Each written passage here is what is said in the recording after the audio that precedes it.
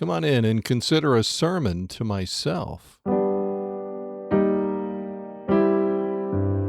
Hey, welcome. It's another look into the life and message of Elizabeth Elliot. She called us to live to a higher standard each day. Don't settle for second best as a shallow substitute for what God wants us to have. Our series continues. We'll be hearing from family, friends, and others along the way, all influenced by the life and message of Elizabeth Elliot. Hey, it's good to have you with us. We begin a new series today, A Sermon to Myself, Living the Truth that we Proclaim. Part 1, We Are All Clay Pots. Part 2 of A Sermon to Myself, Feelings of Hypocrisy. We'll be hearing from Gabrielle, a listener who says that Elizabeth became a friend, a grandmother, even though they'd never met. We'll also hear from Jim Elliot, a sermon he preached about the resurrection and about excitement in the ministry. Now, that coming up later. First, though, part 1 of A Sermon to Myself. We are all clay pots. You know, often it's easier to tell somebody what's right to do than to actually do it ourselves. We'll hear about one of Elizabeth's spiritual tutors, somebody she discovered, apparently, when she was a tutor of 2 boys. She thinks about what she should do with compliments and about a compliment bouquet. Here's part 1 of A Sermon to Myself. We are all clay pots. I don't preach very many sermons. At least I try not to sound preachy. I don't believe in women preachers. And this is an idea that came from a book by George MacDonald, another one of those spiritual tutors to whom I owe a tremendous debt. I came across George MacDonald's writings back in about 1950 when I was tutoring 2 missionary kids, and during the times when they were doing workbooks or taking tests or something, I would be perusing their bookshelves, and I came across Salted with Fire by George MacDonald. I knew nothing about George MacDonald except what our 6th grade teacher in the public school had read us, the Back of the North Wind, and several others of his children's books, but I didn't know that he had written adult fiction as well. Well, just recently I reread Annals of a Quiet Neighborhood. I get many letters from those who tell me that they've been helped by my talks on Gateway to Joy. What am I supposed to do with all these compliments? Corrie ten Boom gives me an idea.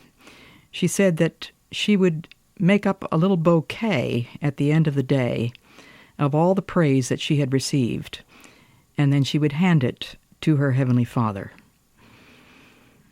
It's my constant prayer that I may not only offer the truth of God to my listeners, but more than that, that I may live that truth where nobody is watching, where nobody can listen. That's where it counts.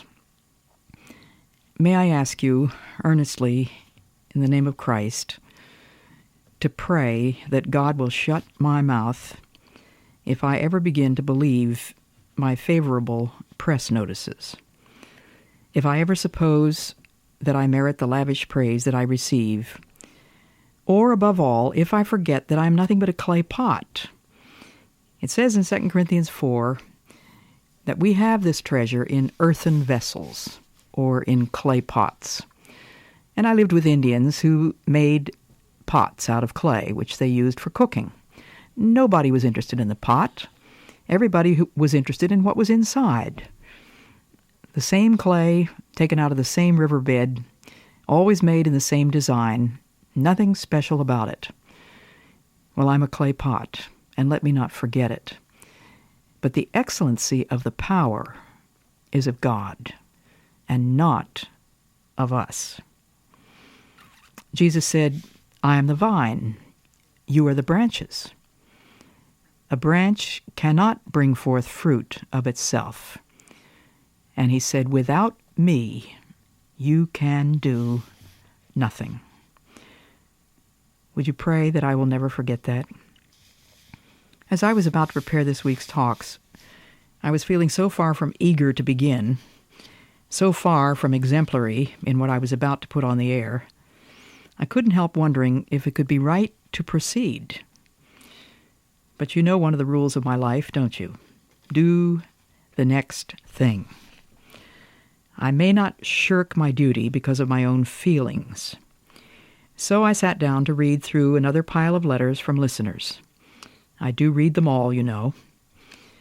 And among them were two which I'm sure came in God's timing. The first was from Monique in South Carolina. She started out, the first paragraph seemed fine. She says, I'm writing to express my concern regarding your ministry to others. I have heard you speak on our local radio station and have read Passion and Purity and the one about your ministry with your first husband. I have heard your programs in times of hurting and struggle, and I have heard it on the other side of pain. My conclusion is the same. I hope I can make this letter constructive because I'm having a hard time being specific about the problem. It is not an issue of anything that you have specifically said. It's more an attitude of heart. I feel that your attitude emanates superiority and self-righteousness. I'm not talking about a healthy self-esteem. It's more than that. You need to realize that people do not need to fit the Elizabeth Elliot mold. It is God who sets the standard. You need to be gentle when you speak to others because you don't know where they have been, where they are going, or where they are at present. And of course, if I may put in a parenthesis, of course I don't know where they are or where they have been or where they are at present. She goes on to say, I'm concerned for hurting Christians in the church because the people in authority are judgmental and condescending, which wounds hearts and souls. When a person is yielded to God, God may lead them in ways that others don't understand. Don't misunderstand me. I'm not talking about sin. I'm saying that God's ways are not our ways, and people criticize what they do not know. The other issue I have is in regards to your first husband. I love my husband dearly, but if anything were ever to happen to him and I would remarry, I would not carry his torch at the expense of my second and third husbands. Now, I was going to leave that part out, and then I thought, no, I really do need to address that because people often feel sorry for my husband, Lars, because he comes to the meetings with me and he hears me talk about Jim Elliot, husband number 1, and Addison Leach, husband number 2. And frequently, Lars will come up on the platform himself and say, we need to hear a story about husband number 2 because you left him out yesterday or something like that. And he's very comfortable with hearing these stories about my husband. So I trust that you will understand that I am not dishonoring him. In fact, he encourages me to tell these stories. But I'm always, shall I say, open to criticism. Of course I don't like it. I don't know anybody that likes criticism.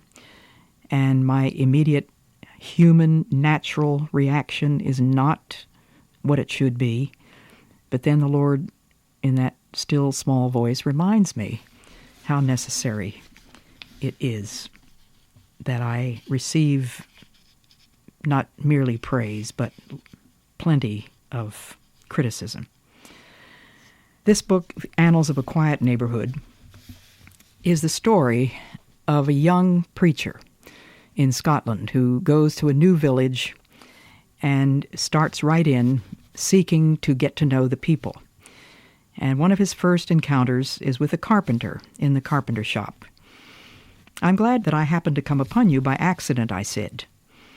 He smiled as if he did not quite believe in the accident, and considered it a part of the play between us that I should pretend it. I hastened to add, I was wandering about the place, making some acquaintance with it, and with my friends in it, when I came upon you quite unexpectedly. You know I saw you in church on Sunday afternoon. I know you saw me, sir, he answered, with emotion as if to return to his work. But to tell the truth, I don't go to church very often. I did not quite know whether to take this as proceeding from an honest fear of being misunderstood, or from a sense of being in general superior to all that sort of thing. But I felt that it would be of no good to pursue the inquiry directly. I looked, therefore, for something to say. Ah, your work is not always a pleasant one, I said, associating the feelings of which I have already spoken with the facts before me, and looking at the coffin on which he was working, the lower part of which stood nearly finished upon trestles on the floor. Well, there are unpleasant things in all trades, he answered, but it does not matter, he added with an increase of bitterness in his smile. I didn't mean, I said, that the work was unpleasant, only sad. It must always be painful to make a coffin. A carpenter gets used to it, sir, as you do to the funeral service. But for my part, I don't see why it should be considered so unhappy for a man to be buried. This isn't such a good job after all, this world, sir, you must allow. And so their interchange goes on, and it's very interesting. Here's a carpenter who's very leery of this new preacher, and he's not easy to talk to. You'll see as we go through this week how the preacher himself was able to, through the strength of the Lord, open doors which seemed to be slammed shut in his face. Another letter came telling me that her heart had almost broken when my guest, Robin, and I agreed that if a child did not make his bed every morning, he would be a slob. I don't think we put it quite that way, but if I remember correctly, I said we try to teach our children to pick up their clothes and put their shoes away and make their beds in the morning because we don't want them to grow up to be slobs. And this dear lady writes, my heart almost broke as I heard you and your guest agree that if a child did not make his bed every morning, he was a slob. At the time you were speaking, my bed was unmade, my dishes were not washed. I did not stay at home with my children so that I could clean house. I stayed home so I would be here for them, so that I could use the time available to me during the day to serve God by ministering to friends and church family members, so that I would not be too busy to study His Word and spend time alone in prayer. Does my unmade bed really matter that much to God? If you met me, would you discount everything I say as a Christian because I had dishes in my sink? Well, Robin and I were discussing teaching discipline to children. I think my listener must have failed to understand that that was the subject.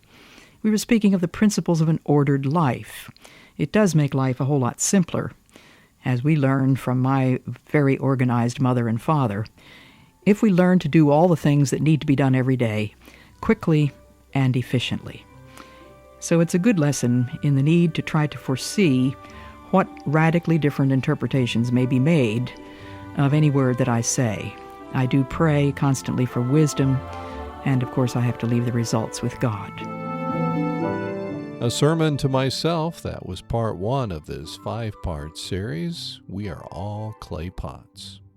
2 years ago or so, Gabrielle started listening to Elizabeth Elliot.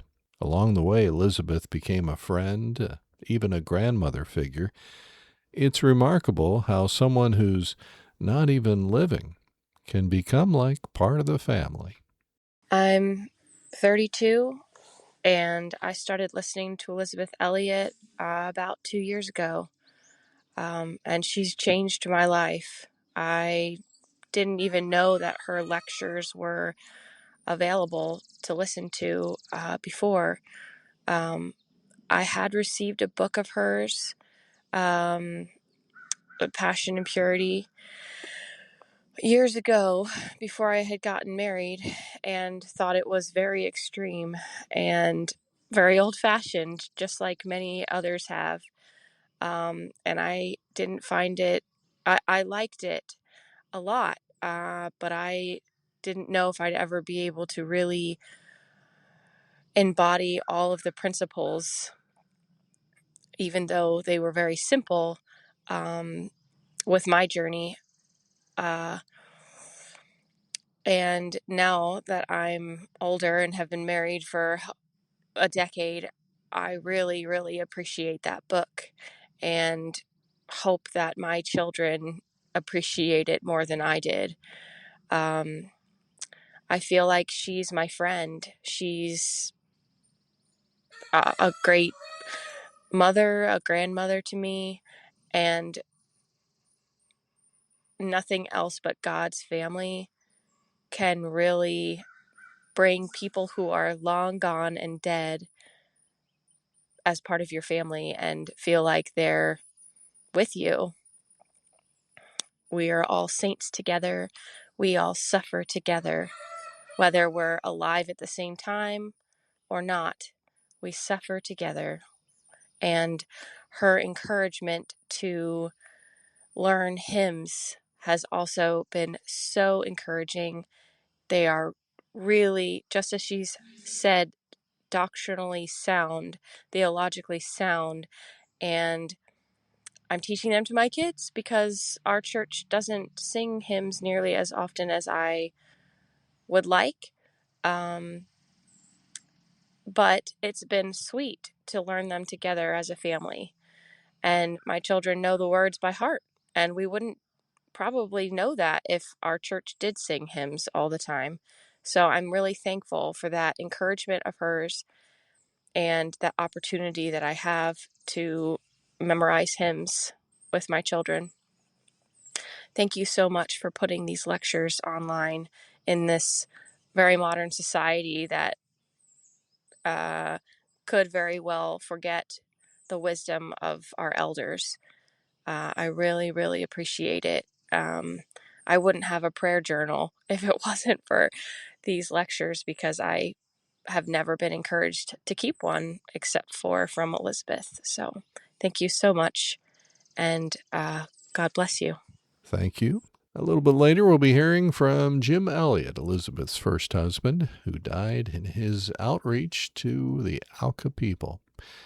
He'll talk about the gospel. That's a little bit later. First, though, let's go to part 2 of A Sermon to Myself, Feelings of Hypocrisy. Think about the annals of a quiet neighborhood. And the question is my faith strong enough to be still? Knowing when to be silent. That takes wisdom, doesn't it? This is your friend Elizabeth Elliot, continuing my talk today on a sermon to myself.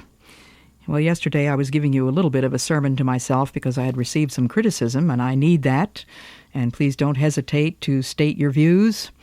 We're talking about George MacDonald's book, Annals of a Quiet Neighborhood. It's about the pastor of a little country church in Scotland. He has fallen in love with a very beautiful, highly bred woman who lives in a nearby castle. She, however, is about to marry a man who the pastor knows is utterly unworthy of her, an immoral man who has ruined several other women, a swaggering, careless, unscrupulous captain who no doubt covets the lady's status and her riches. The pastor, however, has no access to her and is in an agony over the impending marriage, which is bound to be a disaster. He can do nothing whatever except to offer his helplessness to God.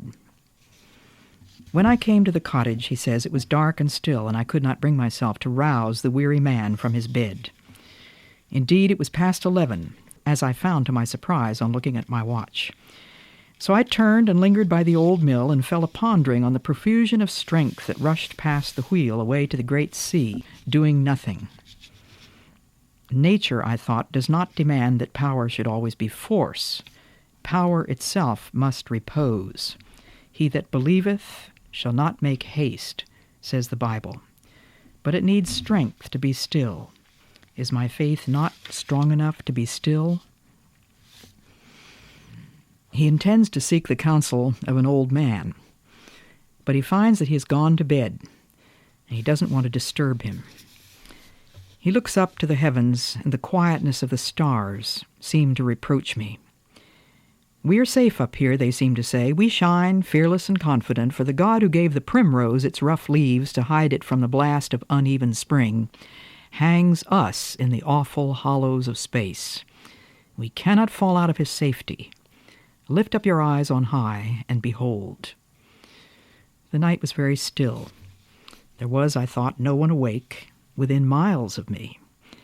The stars seemed to shine into me the divine reproach of those glorious words. "Oh, my God," I cried, and fell on my knees by the mill door. What I tried to say more, I will not say here. I may say that I cried out to God. What I said to him ought not, cannot be repeated to another. And then he goes away, wanders around, still in an agony, asking, how can I save this woman from marrying this wicked man? The wind had risen to a storm, charged with fierce showers of stinging hail, which gave a look of gray wrath to the invisible wind as it swept slanting by, and then danced and scudded along the levels. The next point in that night of pain is when I found myself standing at the iron gate of Old Castle Hall. That's where the lady lives. I had left the common, passed my own house and the church, crossed the river, walked through the village, and was restored to self-consciousness. That is, I knew that I was there only when I first stood in the shelter of one of those great pillars with the monster on its top. Finding the gate open, for they were not precise about having it fastened, I pushed it and entered. The wind was roaring in the trees as I think I have never heard it roar before. For the hail clashed upon the bare branches and twigs and mingled an unearthly hiss with the roar. In the midst of it, the house stood like a tomb, dark, silent, without one dim light to show that sleep and not death ruled within. I could have fancied that there were no windows in it, that it stood like an eyeless skull in that gaunt forest of skeleton trees, empty and desolate. I passed round to the other side, stepping gently lest some ear might awake. And then I looked up to the house. Yes, there was a light. It must be in her window. She then could not rest any more than I. Sleep was driven from her eyes because she must wed the man she did not want to wed, while sleep was driven from mine because I could not marry the woman I wanted to marry. Was that it? No. My heart acquitted me, in part at least, of thinking only of my own sorrow in the presence of her greater distress. Gladly would I have given her up forever, without a hope to redeem her from such bondage. The eternal God is thy refuge, and underneath are the everlasting arms.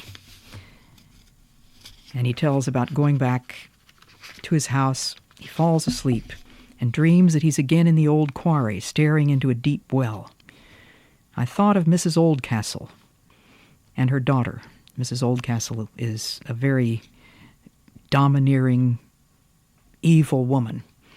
And this beautiful young daughter, she has managed to at least get engaged to this man. And so it's a horror story.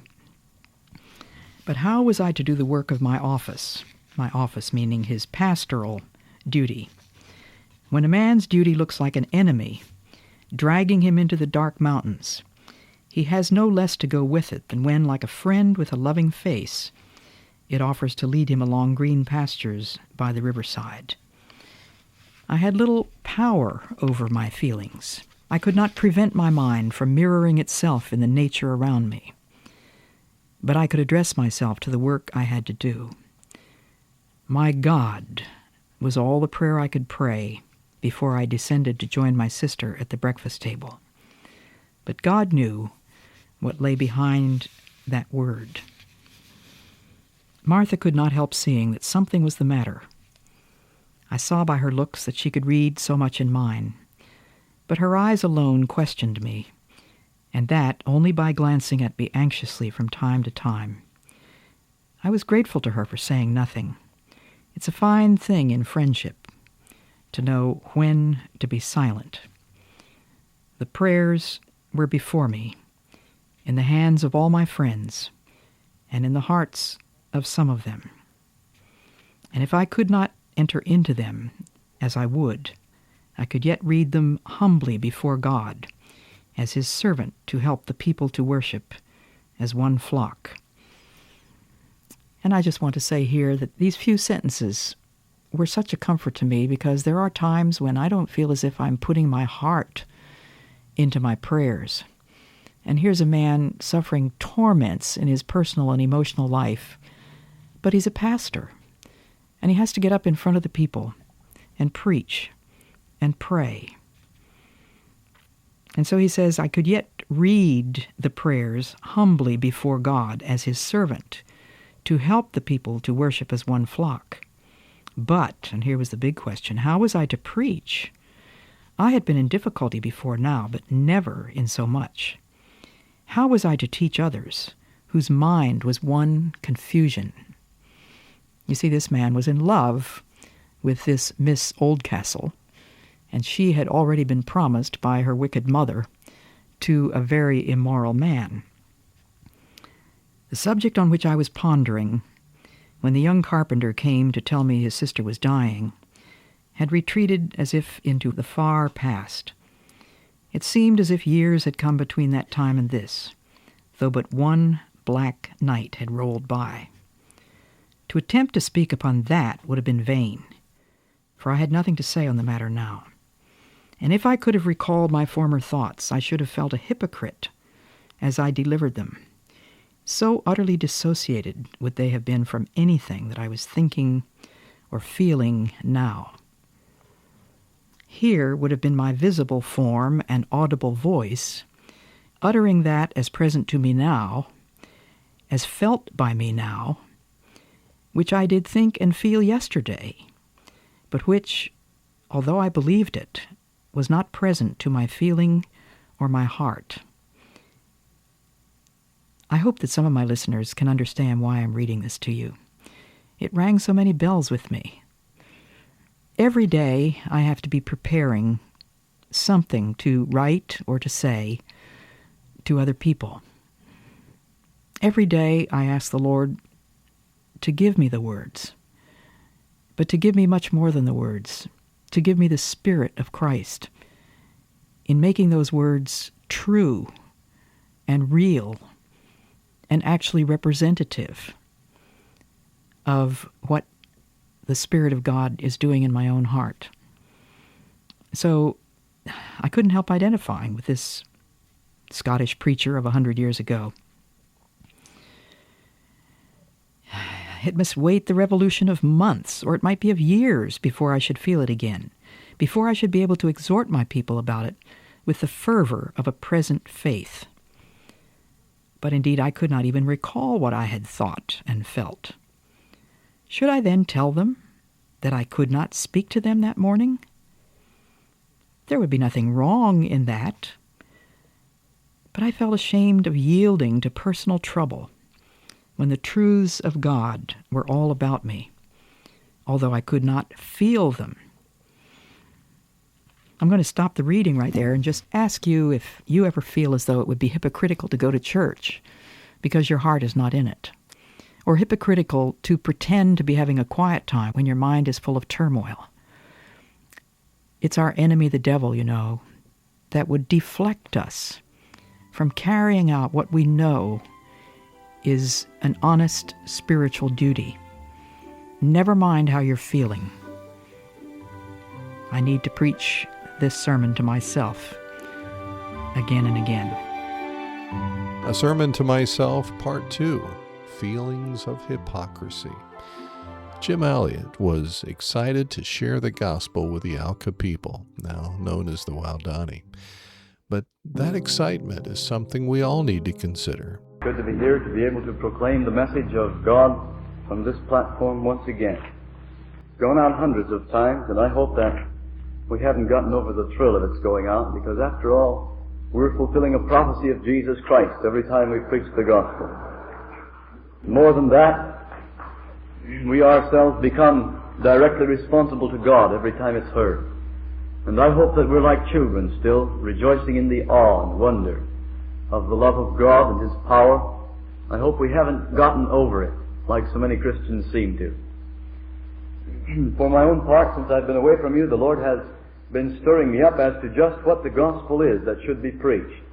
Just exactly what twist a man should take when he stands in front of a 20th century audience and speaks to them How much should he tell? What should he say? How far should he go? What should be his approach? The gospel that we preach is not primarily a gospel of feeling. It's a gospel of fact. It's a gospel based upon the facts of the resurrection, the death and the resurrection of Jesus Christ, and the implications of those facts. I say more than just the facts, because it's possible for one to believe the facts and not to obey the truth implied by those facts. Missionary Jim Elliot, Elizabeth's first husband. Earlier, we heard from Gabrielle, and if you'd like to leave a comment, you can do so at elizabethelliot.org. There you'll find more talks, devotionals, videos, other Gateway to Joy programs, and more. Visit us online, go to the podcast section, and you can share a message as you use your phone to go online. elizabethelliot.org. On behalf of the Elizabeth Elliot Foundation, in cooperation with the Bible Broadcasting Network, let me invite you to be back again next time when we gather again. But until then, may God remind you each day that you are loved with an everlasting love, and underneath are the everlasting arms